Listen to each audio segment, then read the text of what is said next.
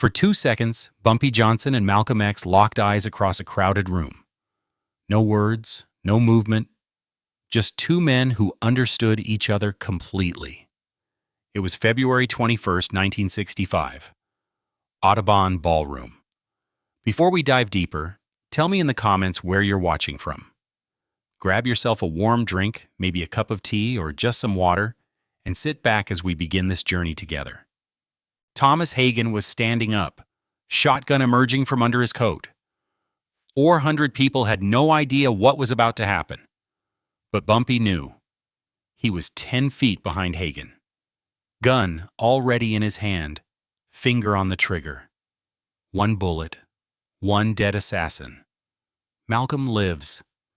That's when Malcolm turned, saw Bumpy, saw the gun, saw the choice Bumpy was about to make. Malcolm shook his head slowly, then smiled.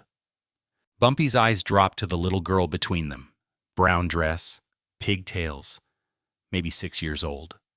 She had slipped off her father's lap, climbing onto a chair, leaning into the aisle, directly in the line of fire. If Bumpy pulled the trigger now, the bullet would go through her before it ever reached Hagen. When Bumpy looked back up, Malcolm mouthed 3 words. "I die standing." The shotgun blast echoed through the ballroom 2 seconds later. Bumpy Johnson didn't save Malcolm X that day. But what he did in the next 15 seconds is why the killer never escaped.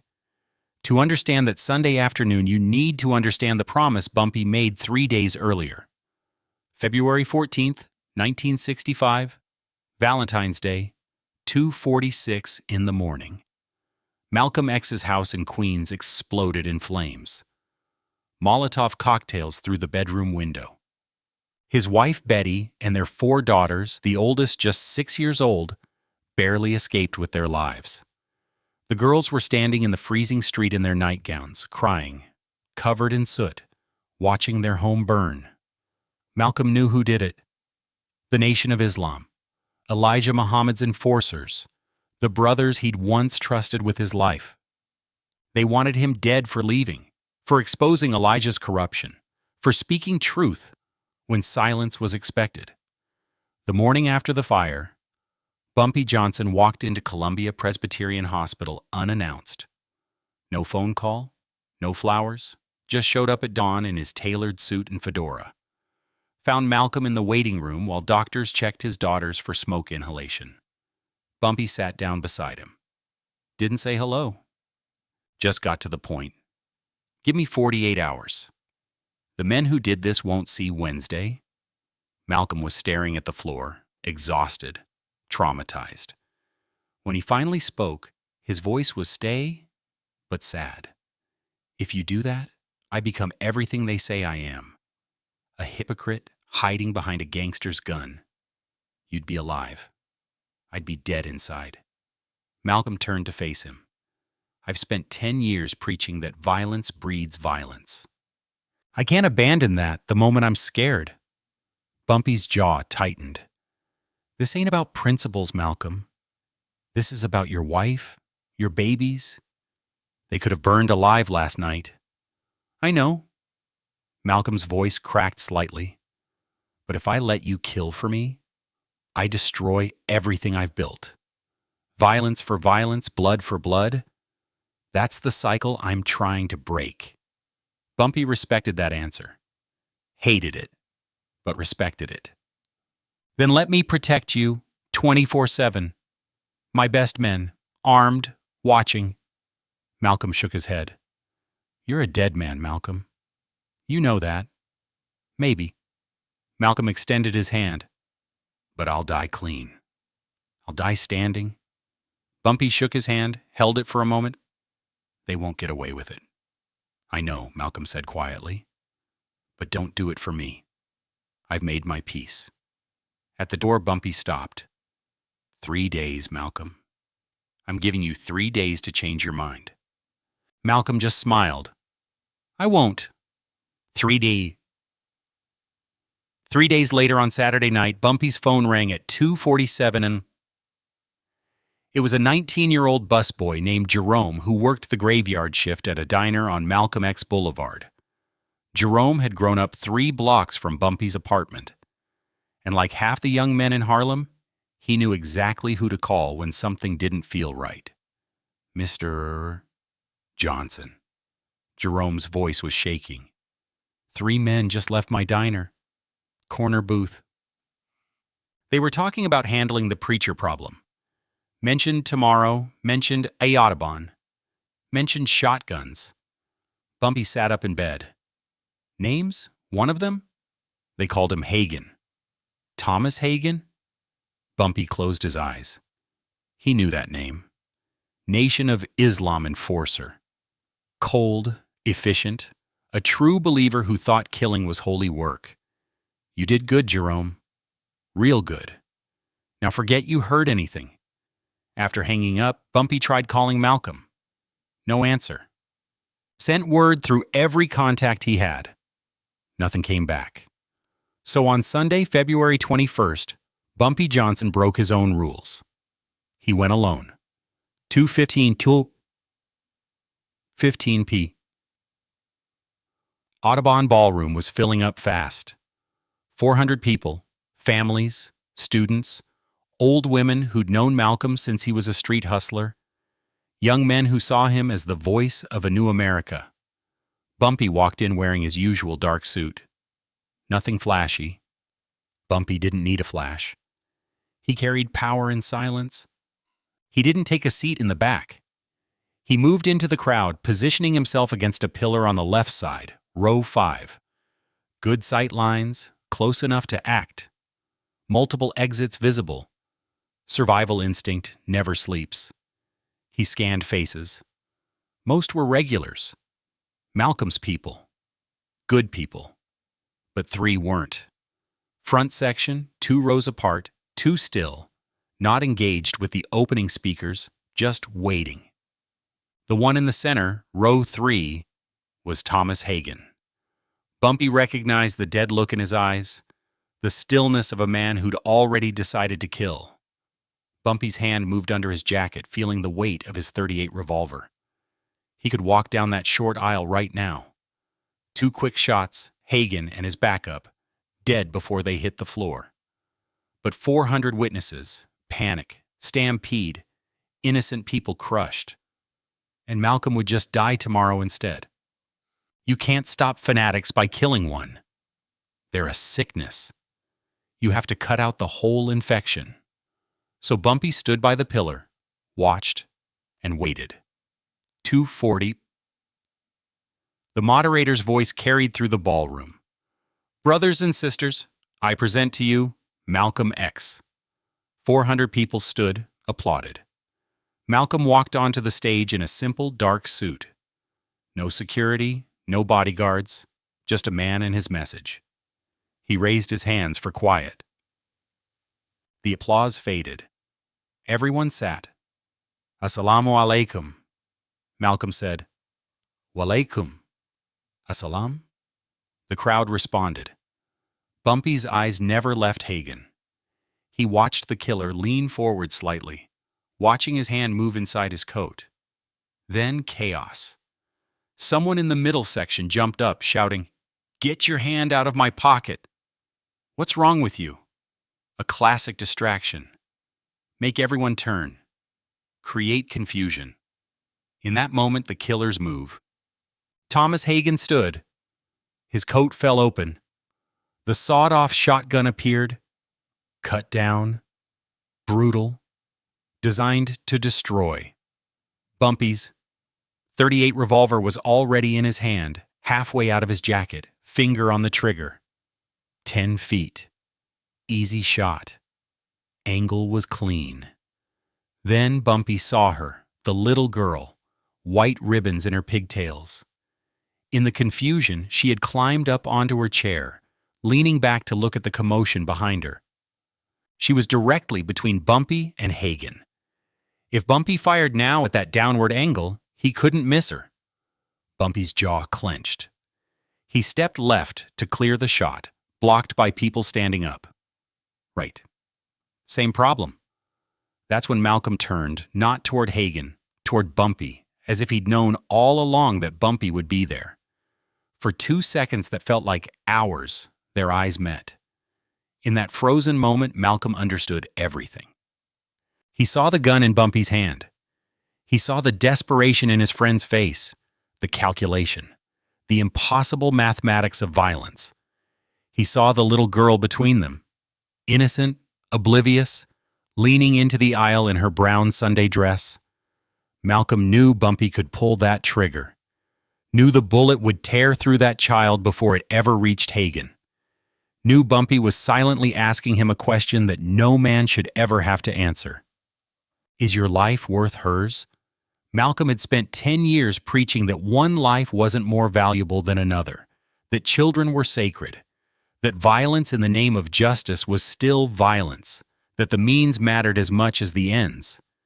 Now he had to prove it, not with words, not with speeches, with a choice. So Malcolm gave Bumpy the only answer a man of principle could give. He shook his head slowly, deliberately.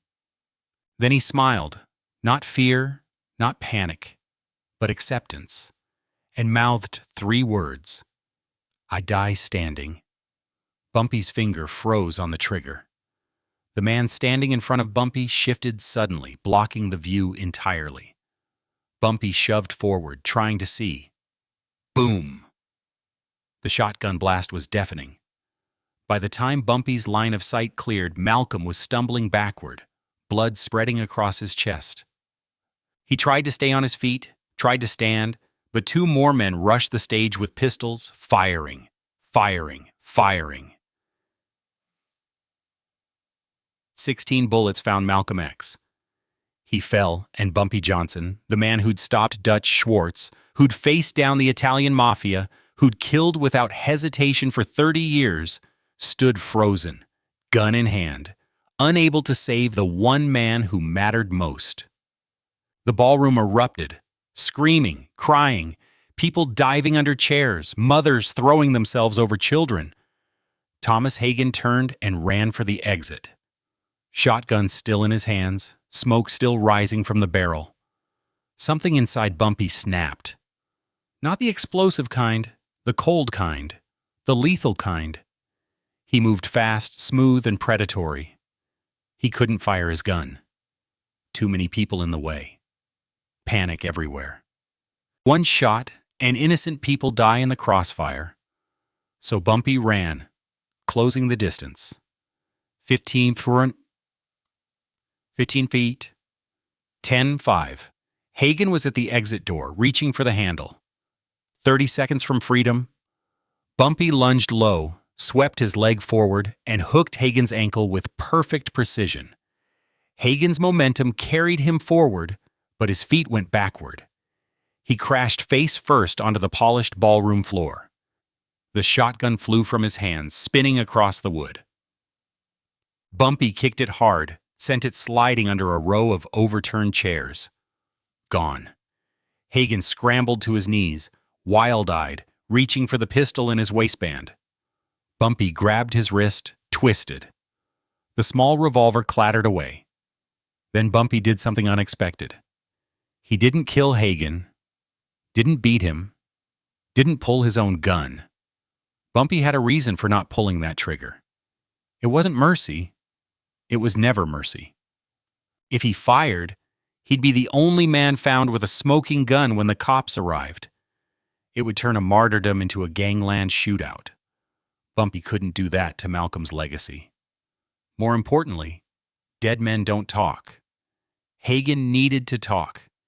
He needed to say who gave the order, who funded it, who sanctioned it, and most of all, this man took Malcolm from the people. So Bumpy was going to give him back to the people. He grabbed Hagen by the collar, lifted him halfway up, then shoved him backward into the surging crowd. 20 men rushed forward. They just watched Malcolm X get murdered, watched him fall, and now the killer was right there. A fist connected with Hagen's jaw, then another, then 5 more hands, grabbing, pulling, beating. Bumpy stepped back. Let them have him. Let them deliver the justice the courts couldn't. He leaned close to the mob, voice low but carrying. Don't let him breathe. Don't let him run. Make him answer for what he did. The crowd understood. They pinned Hagen to the floor, held him down like a wild animal. Police sirens wailed outside, getting closer. Bumpy Johnson walked calmly toward the side exit. Through the chaos, through the crying, through the smoke still hanging in the air. By the time police flooded through the front doors, Bumpy was 3 blocks away, disappearing into Harlem streets like he'd never been there at all. Behind him, Thomas Hagen was on the ground, bleeding, beaten, but alive. Alive to stand trial. Alive to rot in prison. Alive to spend every day for the rest of his life knowing he failed. Knowing Malcolm X died standing. Knowing Harlem never forgets. Malcolm X was pronounced dead at Columbia Presbyterian Hospital at 3:30 p.m. 16 gunshot wounds. 39 years old, gone. Bumpy didn't go to the hospital. Couldn't. Too many cops, too many questions, too much attention. Instead, he went to a place he hadn't visited in years. St. Philip's Church. Small, quiet, empty on the Sunday evening. He sat in the last pew alone, still wearing his blood-stained jacket, Malcolm's blood. The old priest, Father Callahan, found him there an hour later. "You don't come here," the priest said softly. "No, but you're here now." Bumpy didn't answer, just stared at the cross hanging above the altar. The silence, the empty space. "I was 10 feet away," Bumpy finally said, his voice barely above a whisper. "I had my gun out. I could have stopped it, but there was a little girl, 6 years old, right in the line of fire." Father Callahan sat down in the pew in front of him, turned to face Bumpy. "So you chose the child's life over Malcolm's?" "Malcolm chose it."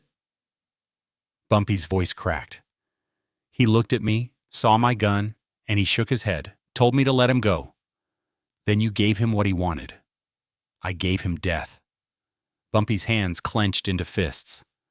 "I could have moved, could have found another angle, could have done something. But I froze and I watched him die." The priest was quiet for a long moment. Then Malcolm X lived his entire life preparing to die for his beliefs. You didn't take that from him. You honored it. Honoring it doesn't bring him back. No. But Malcolm knew what he was choosing. He chose integrity over survival. He chose to die standing rather than live on his knees. Not many men have that courage. Bumpy stood up, buttoned his jacket over the bloodstains. "Hagen's alive." The crowd beat him, but he'll live to stand trial. And the others? Bumpy's expression went cold. There were 3 shooters. Hagen's in custody. The other 2 ran. Will they escape? No. Bumpy's voice was ice. They won't.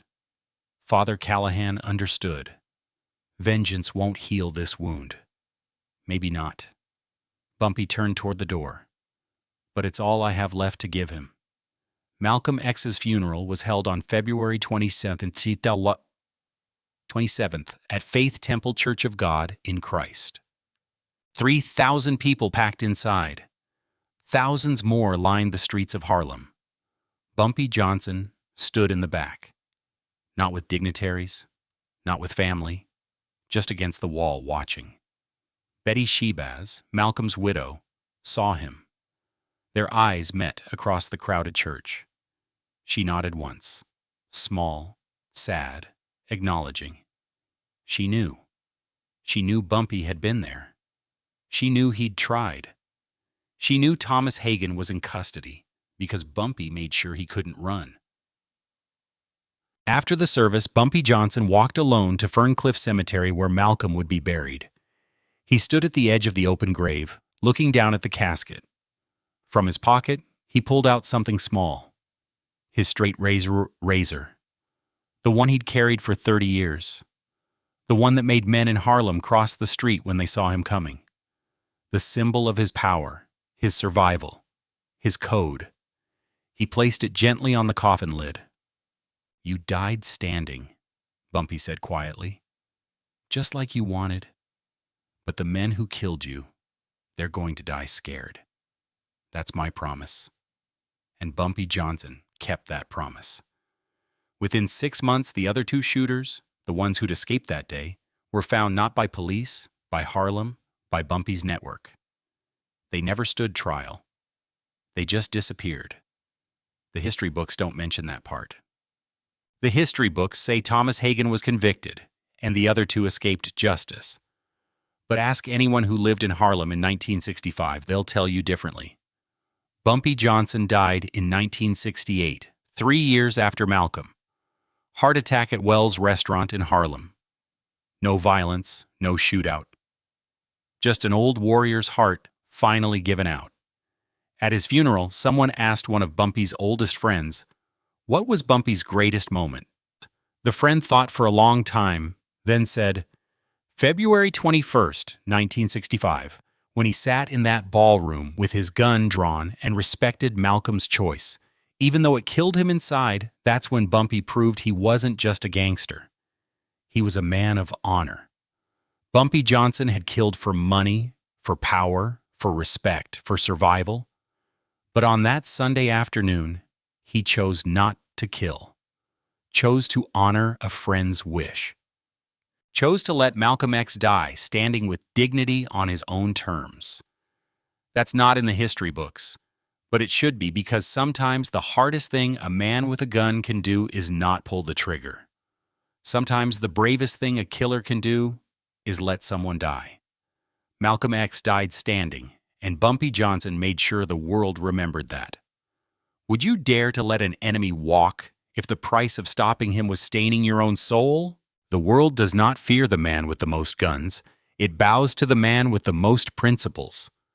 Harlem in 1965 was no place for hesitation, where the line between a saint and a gangster was blurred by gun smoke at the Audubon Ballroom.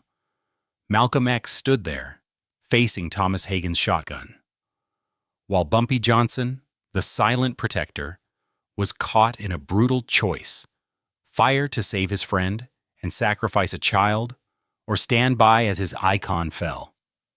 Perhaps the truth is that power lies not in the trigger, but in the foresight of consequences. Bumpy understood that a stray bullet into that girl would kill Malcolm's ideals, long before it ever reached the assassin. History shows that prestige is not borrowed from violence, but earned through unwavering faith even in the face of death. Malcolm chose to die standing because he knew honor was the only asset no one could ever take away. A true boss is a protector of the community, not a bringer of tragedy to the weak. Bumpy lowering his gun was not cowardice. It was absolute loyalty to a great man's legacy. In modern business or life, we are often tempted by quick wins that compromise our ethics. Remember, your career can be lost, but honor, once gone, can never be reclaimed. When the darkness closes in and a shortcut appears, will you choose to survive at any cost, or choose to keep your hands clean?